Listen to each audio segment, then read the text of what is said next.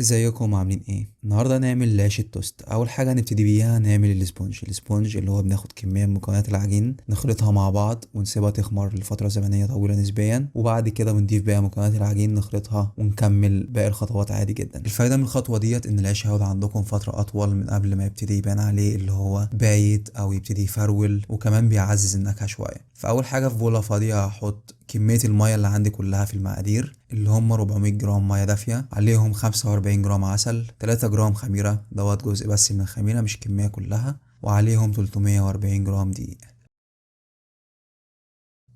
بعد ما اخلط المكونات دي مع بعض وانضف جناب البوله بالشكل دوت هقوم مغطيها وهتسيبوها لمده من ساعه ل4 ساعات في درجه حراره الغرفه. وعلشان تاخدوا افضل نتائج منها ممكن تجهزوها من الليله اللي قبل اللي هتعجنوا فيها العيش التوست. بعد ما تخلطوهم هتسيبوهم في درجه حراره الغرفه لمده ساعه، بعد كده هتحطوها في التلاجة لحد تاني يوم وتضيفوا باقي مكونات العجين. اللي انا عملته دوت سبته ساعتين، ودوت كان شكله بعد ساعتين الجو برد، حجمها اتضاعف تقريبا، ولو سبتها شويه كمان ممكن حجمها يوصل ل3 اضعاف. فعلى حسب الوقت اللي عندكم، كل ما تسيبوها وقت اطول كل ما تاخدوا نتائج احسن. بعد ما الاسبونج بقى جاهز عندي وانا خلاص قررت اللي انا هعجن دلوقتي، هخلط المكونات الجافه. بس قبل ما احط بقى كميه الدقيق اللي معايا اللي هم 310 جرام، هشيل منهم ربع كوبايه على جنب. بعد ما شلت الربع كوبايه حطيت الدقيق في بوله كبيره وعليهم 40 جرام حليب مجفف، يفضل يكون خالي الدسم، عليهم 15 جرام ملح و2 جرام خميره فوريه. هقلب الكلام ده كله بالمضرب وبعد كده هضيف الاسبونج بتاعي. الافضل ان انتوا تضيفوا المكونات الجافه ديت على الاسبونج، يكون الاسبونج من تحت او المواد السائله هي اللي تحت، هيسهل عليكم كتير في العجين. انا دلوقتي لسه عندي الزبده ما ضفتهاش، الاول هخلط المكونات ديت كلها. بس لو انتوا هتعجنوا بستاند ميكسر هتحطوا الزبده مع باقي المكونات ديت وتشغلوا على اول سرعه لمده دقيقتين، وبعد كده على سرعه وسط لمده 8 دقائق. لو بتعجنوا بايديكم هتعملوا بالظهر المعلقه الخشب او بالسكريبر بالشكل دوت لحد ما يكون عندكم العجين كتله واحده. وهفضل اعجن بايدي كده لمده دقيقتين، وبعد كده هبتدي اضيف الزبده اللي هم 128 جرام زبده غير مملحه في درجه حراره الغرفه. هتلاقوني دايما بسيب لكم في صندوق الوصف المكونات بالجرامات وبالمعايير، وكمان بسيب لكم لو ينفع تستبدلوا حاجه بحاجه تانية. زي مثلا في الوصفه دي تقدروا تستبدلوا ال 40 جرام الحليب المجفف بكوبايه من الحليب الخالي الدسم، هتحطوها مكان كوبايه ميه من اللي حطيناها في الاسبونج في الاول خالص. هتلاقي كل التفاصيل ديت مكتوبه في صندوق الوصف.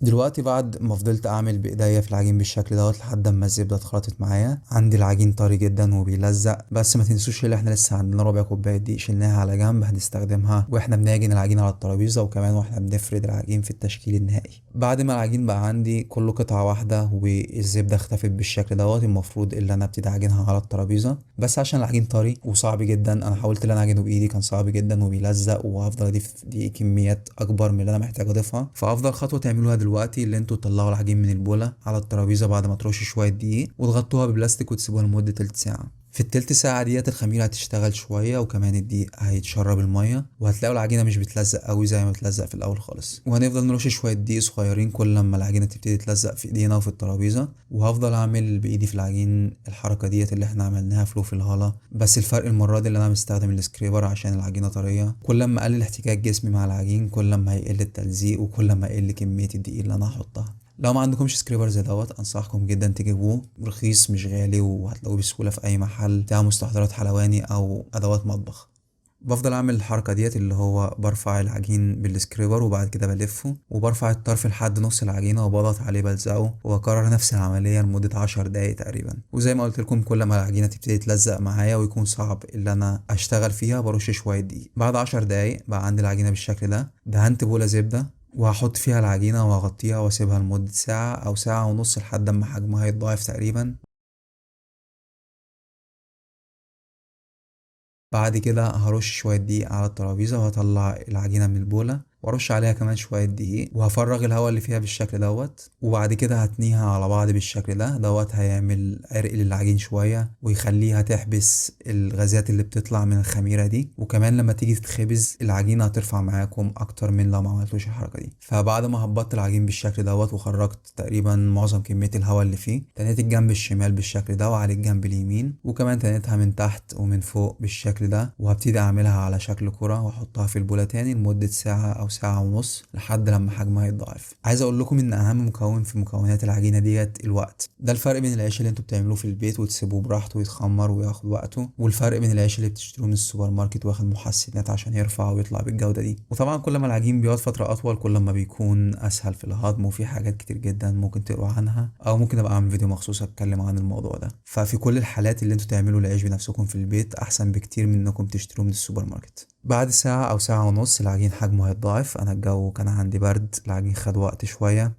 ساعة ونص تقريبا، وده كان شكله. ودلوقتي جه وقت التشكيل النهائي للعجين. الاول رش الدقيق على العجين وبعد كده هقلبه على الترابيزه وابتدي برضو افرغ كميه من الهواء اللي موجود في العجين. ودلوقتي بقى هقطعها. انا العلب اللي عندي حجمها صغير، اللي هي بتاعت الانجليش كيك الصغيره خالص دي، حجمها 24 في 10 سنتي، ارتفاعها 6 سنتي. انا عارف ان العلبه بتاعتي دي بتاخد تقريبا من 500 ل 700 جرام عجينه، ده بيكون كميه مناسبه فيها. قطعه العجين اللي معايا ديت كيلو 200، فقسمتها على قطعتين 600 جرام. تقدروا انتوا تتحكموا بقى في الحجم دوت على حسب حجم العلبة اللي هتخبزوا فيها. الأول هفرغ الهواء كده شوية، وبعد كده هتني الأطراف عشان يكون عندي أطراف متساوية، الجنبين بس، وهبتدي أفردها بالنشابة أو بالمردانة.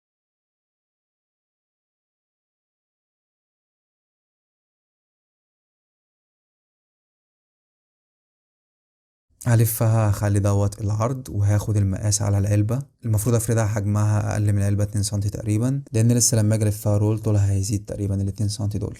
فردتها كمان شوية بالطول، وهبتدي دلوقتي اللي انا اظبطها كده على شكل مستطيل متساوي واعملها رول.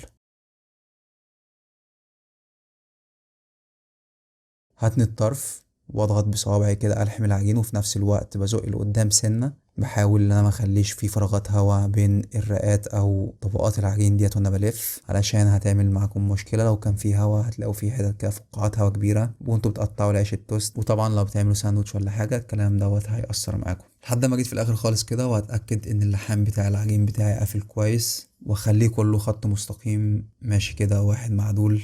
وهحط العجينة في العلبة اللي دهنتها زبدة، واضغط عليها سنة كده بايدي بحيث اللي هي تملى العلبة من تحت. المفروض اسيبها لحد اما حجمها يكون اكتر من الدافع بشوية. هتاخد من ساعة ونص لساعتين لو الجو برد، زي اليوم اللي انا كنت فيه دوت كانت درجة الحرارة تقريبا 20 او 19. خد معايا ساعة وربع، وبعد كده حطيتها جنب الفرن في الدفا لمدة كمان ربع ساعة، ودخلتها الفرن مسخن مسبقا درجة حرارة 180. شغلته قبل ما ادخل العيش بربع ساعة تقريبا. بس قبل ما احط العيش الاول جبت علبة تانية فاضية وحطيت فيها مية مغلية وحطيتها في ارضية الفرن. بخار المية ده بيساعد ان درجة الحرارة توزع بالتساوي في الفرن، وكمان بيخلي وش العيش يفضل مرطب لفترة اطول، وبالتالي بيساعد ان العيش الارتفاع بتاعه يزيد. حاجة تانية ممكن تعملوها، ممكن تدهنوا وش العيش مية قبل ما تدخلوا الفرن لو مش حابين تحطوا حاجة فيها مية في ارضية الفرن بالشكل ده. ده كان شكل العيش بتاعي. زي ما قلت لكم خبزته على 180 درجة مئوية لمدة من 30 ل 40 دقيقة لحد ما ياخد اللون الذهبي الغامق دوت. مهم جدا في التسوية العيش التوست ياخد الفترة بتاعته الكافية. لو طلعتوه قبل ما يستوي هتلاقوه راح هبط منكم وشكله مش هيكون مظبوط كده. ما تقطعوش العيش وهو سخن، لو قطعتوه وهو سخن البخار هيطلع منه وهيبتدي يفرول بسرعة معاكم وهيكون ناشف من جوه. العيش دوت انا قطعته تقريبا بعد 14 ساعة، فدوت شكله بعد 14 ساعة بره التلاجة وبره الفريزر كان لسه طري وكويس. تقدروا تشيلوه بره التلاجة لو متغلف كويس بالبلاستيك لمدة 3 ايام، ولو في الفريزر ممكن يقعد معاكم لمدة 3 شهور. ما تشيلوهوش في التلاجة خالص، هيفرول منكم بعد اول يوم تقريبا. بس كده كان فيديو النهاردة، اتمنى يكون عجبكم. لو عجبكم في زرار احمر كده تحت الفيديو اسمه سبسكرايب، ممكن تضغطوا عليه، وكمان ممكن تضغطوا لايك، واشوفكم في فيديو جديد.